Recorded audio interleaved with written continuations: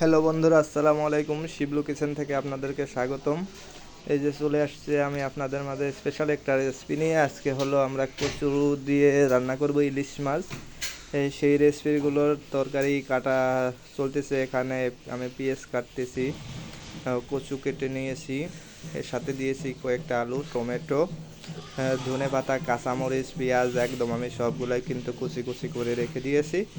এগুলা দিয়ে আজকে আমি কিন্তু ইলিশ মাছের তরকারি রান্না করব, পাতলা ঝোল এক কথায়। অবশ্যই আমার পাশে থাকবেন ভিডিওটি দেখার। এর যাই হোক, এখন আমি মাছগুলো সুন্দর মতো কেটে নিয়েছি। এখন মাছগুলো সুন্দর মতো ধুয়ে আমি এগুলো ভেজে নিব। দেখেন, সুন্দর মতো মাছগুলো এখানে কিন্তু ধোয়া হয়ে গেছে। এখন আমি কিন্তু এটা তেল দিয়ে দিয়েছি একটা ফ্রাই প্যানে। হলুদ ও লবণ মেখে নিয়েছি। সুন্দর মতো মাছগুলো আমি ফ্রাই করব, মানে ভেজে নিব। যেহেতু আমি তরকারি দিয়ে রান্না করব, মাছগুলো কিন্তু আমি হালকা ভেজে নিব। দেখেন, সুন্দর মতো আমি কিন্তু মাছগুলো ভেজে নিব।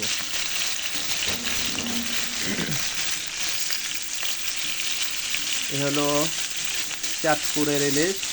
আসলে চাঁদপুর ইলিশ কিন্তু সবাই পায় না, এ কিন্তু সবাইকে কিন্তু দেয় না। এখন বেশিরভাগ মাছ কিন্তু কোলেস্ট্রলের মাছ। এ কিন্তু অরিজিনাল চাঁদপুরের মাছ। আমার এক বড় ভাই আছে, বললে এনে দেয় মাছ। সে কিন্তু মাছেরই ব্যবসায়ী। যাই হোক, টাকার উপরে সব কিছু ডিপেন্ড করে। এখন আমি একটা কড়াই নিয়ে নিয়েছি, দিয়ে দিয়েছি কিছু পরিমাণ তেল। এখন দিয়ে দিব আমি কিছু পরিমাণ পেঁয়াজ। এখন আমি মশলাটা কিভাবে কষাবো সেটাই আপনাদেরকে দেখাবো। আসলে কচুর তরকারি অবশ্যই মশলা সেরকমই দিতে হবে, নাকি কচুতে কিন্তু গালে ধরতে, মানে জিহ্বায় ধরতে পারে এক কথায় চুলকানি। তা অবশ্যই সেরকম কিছু হয়নি, আলহামদুলিল্লাহ অনেক ভালো কচুটাও, যদিও রান্নার উপর ডিপেন্ড করে। এখন যেহেতু কচু রান্না করব আমি, ইলিশ মাছে যেহেতু আদা বাটা দিতে নাই, রসুন বাটা, এখানে আমি একটু রসুন বাটা দিয়ে দিয়েছি কিছু পরিমাণে পেঁয়াজ বাটা। তো দিয়ে দিয়েছি আমি এখানে দিব জিরা বাটা। এখন দিব আমি কিছু টমেটো। দেখেন, আপনারা ধৈর্য ধরে দেখেন। দেখেন, আমি কিন্তু কম বেশি সবই একটু জেড দিয়ে দিলাম। এখন দিব কিন্তু লবণ, হলুদ, মরিচ, মানে সবই কিন্তু পর্যায়ে পরিমাণ আপনারাও দিবেন। এখানে যেহেতু আমার মাছের পরিমাণ বেশি আছে, আর মাছ দিয়েই কিন্তু রান্না করা হবে ইলিশ মাছ। আসলে ইলিশ কচুর তরকারি চাইলে কে না খেতে মনে চায়। আসলে কচু তো কচুই, কিন্তু খেতে যে এরকম মজা কেউ কিন্তু বুঝতেই পারবে না। তারপরে মাছটাও কি ইলিশ মাছ, মাছের রাজা ইলিশ। তো যাই হোক, এখন আমি হলুদ ও লবণ দিয়ে দিলাম।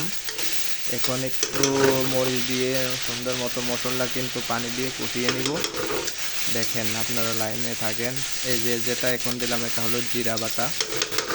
আসলে এখানে চামচ আমি ব্যবহার করি নাই, বিশেষ করে কুসুম দিয়ে দিলে আমার কাছে সুবিধা মনে হয়, কুসুনের মাপটা। কারণ হলো যেহেতু রান্না করতেছি কুসুম, এই জন্য কুসুম দিয়ে দিই, হাতটা লাগাই না বেশি। পরিমাণ মতো দিলেই আপনারা এরকম সুন্দর সুন্দর রান্নার রেসিপি তৈরি করতে পারবেন। এখন কিন্তু আমি কিছু পরিমাণ পানি দিয়ে দিয়েছি মরিচের গুঁড়া।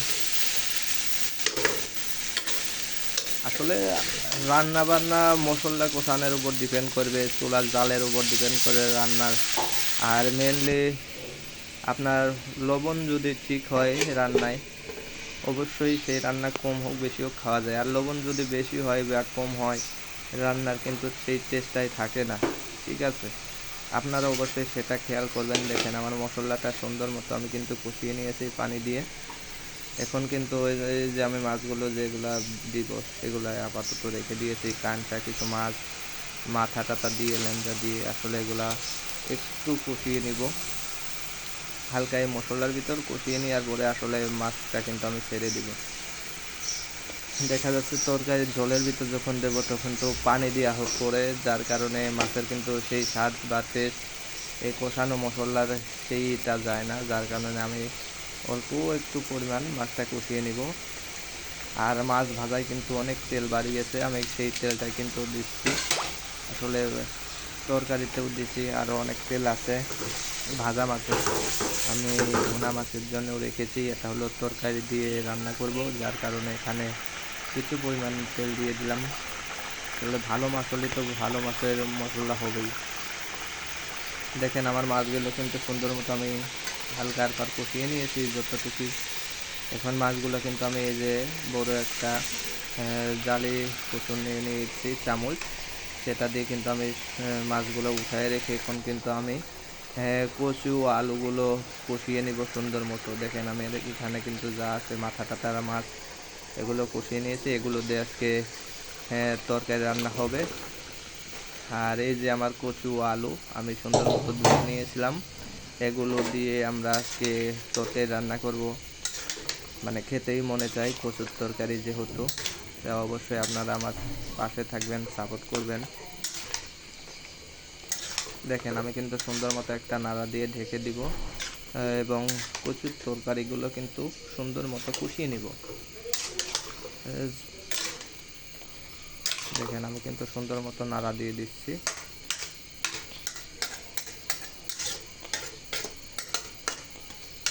আসলে রান্না বান্না এরকম একটা জিনিস, করতে খারাপ লাগে কিন্তু যখন খেতে যাই তখন তো মাশাল্লাহ খেতেই তো মনে চায়। তো যাই হোক, এরপরে ভিডিও করি, একটা আনন্দ থাকে এর ভিতর, যদিও সময় খারাপ। যাক আর ভালো যাক, সবই উপরওয়ালার ব্যাপার। তো অবশ্যই আপনারা আমার ইউটিউব চ্যানেল কিন্তু সাবস্ক্রাইব করবেন। দেখেন এই যে মশলাটা সুন্দর মতো কিন্তু আমি কষিয়ে নিয়ে কচুগুলো, দেখেন কত সুন্দর মতো কিন্তু কষিয়ে নিয়েছি। এখন এটা কিন্তু হালকা পরিমাণে আমি পানি দিয়ে দিব, ঝোল যেটা, এই যে আমি পানি দিয়ে দিলাম। এর উপরে কিন্তু আমার কচু কিন্তু একদমই সিদ্ধ হয়ে গেছে, ও আলু। এখন এটা পানিটা যখনই বলক আসবে তখন কিন্তু আমি মাছগুলো দিয়ে দিব। দেখেন আসলে যে কোনো জিনিসের ধৈর্যর দরকার, ধৈর্যটাই মেন। অবশ্যই আপনারা ধৈর্য ধরে যদি এরকম ভিডিও করতে চান অবশ্যই পারবেন। আসলে ভিডিও তো একটা শখের জিনিস, যেমন ফোন একটা শখ, ভিডিও করা একটা শখ, এক একজনের এক একটা শখ। শখ কিন্তু সবাই কিন্তু পালন করতে পারে না, অনেকের অনেক শখ আছে কিন্তু শখ পূরণ করতে গেলে অনেক টাকা পয়সার দরকার, হলে মেন হলো টাকা। আসলে আমাদের মতো পরিবার কিন্তু সেই শখটা পূরণ করতে পারে না। যাই হোক, অবশ্যই আপনারা আমার পাশে থাকবেন, আমার ভিডিওগুলো বেশি বেশি করে শেয়ার করে দিবেন, লাইক করবেন, কমেন্ট করবেন, ঠিক আছে? এ হলো আজকের আমার স্পেশাল রেসিপি, ইলিশ মাছের তরকারি, কচু দিয়ে ইলিশ মাছের রেসিপি।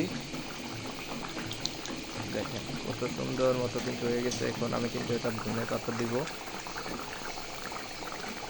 জিরার গুঁড়ি দিব, দেওয়ার পরে কিন্তু নামিয়ে ফেলবো। আসলে এগুলো কিন্তু আমার হয়ে গেছে রান্না, তরকারি কিন্তু সুন্দর মতো হয়ে গেছে। এখন কিন্তু এটা আমি নামিয়ে ফেলবো। দেখেন লাস্ট পর্যায়ে দেখেন আমার ভিডিওটা কত সুন্দর মতো একটা তরকারি রেসিপি হয়ে গেছে অল্প সময়ের মধ্যে। অবশ্যই আপনারা আমাকে সাপোর্ট করবেন।